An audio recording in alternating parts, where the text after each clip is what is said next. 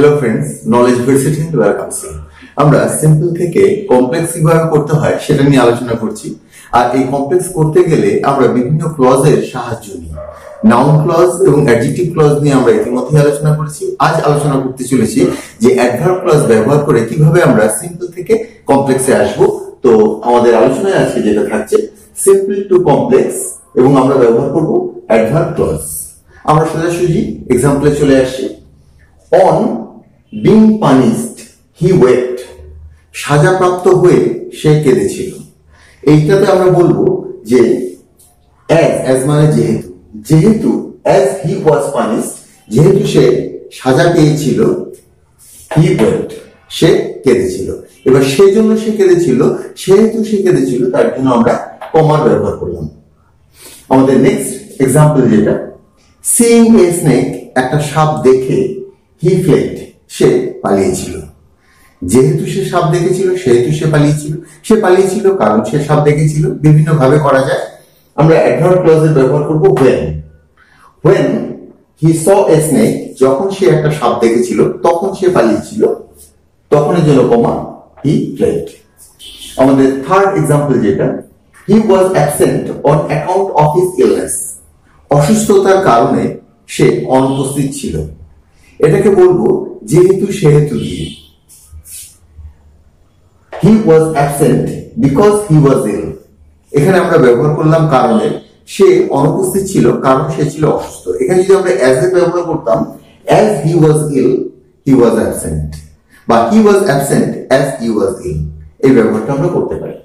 তারপর দেখো in spite of মানে সত্ত্বেও, in spite of being ill he came to school, মানে অসুস্থ হওয়া সত্ত্বেও সে বিদ্যালয়ে এসেছিল।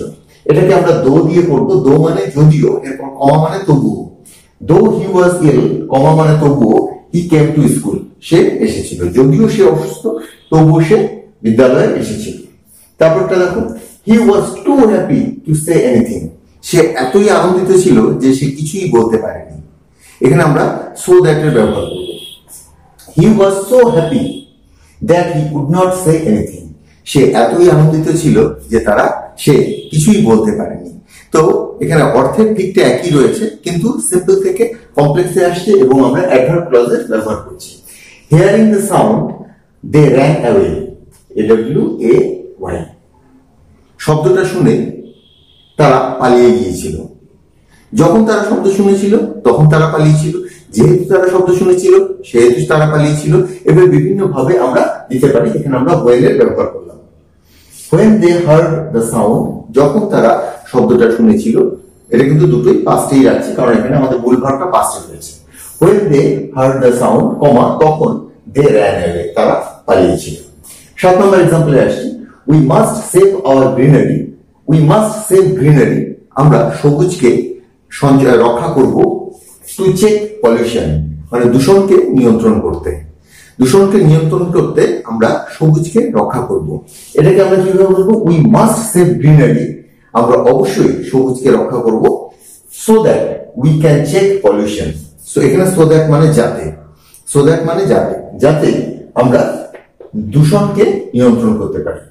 আমাদের লাস্ট এক্সাম্পল যেটা, you can succeed with hard work, তুমি সফল হতে পারো কঠিন পরিশ্রমের দ্বারা, কঠিন পরিশ্রমের সাথে। তো তোমরা সফল হতে গেলে এখানে এক শর্ত চলে আসবে, তোমার কঠিন পরিশ্রম করতে হবে। ইউ ক্যান সাকসিড, তুমি সফল হতে পারো, ইফ ইউ ওয়ার্ক হার্ড, যদি তুমি কঠিন পরিশ্রম করো। তো এক্সাম্পল গুলো একটু তাড়াতাড়ি আমি তোমাদের মধ্যে আলোচনা করে দিলাম। তো যদিও তোমরা এই যে এক্সাম্পল গুলো রয়েছে এগুলোকে খুব ভালো করে লক্ষ্য রাখো। আর অ্যাডভার্ব ক্লজ নিয়ে আমি ডিটেইলে আলোচনা করলাম না, পরবর্তী কোনো ক্লাসে আবার করবো। তো আজকের আলোচনা এখানে শেষ করছি, পরবর্তী আলোচনায় আবার যোগ দিচ্ছি। Till then, by.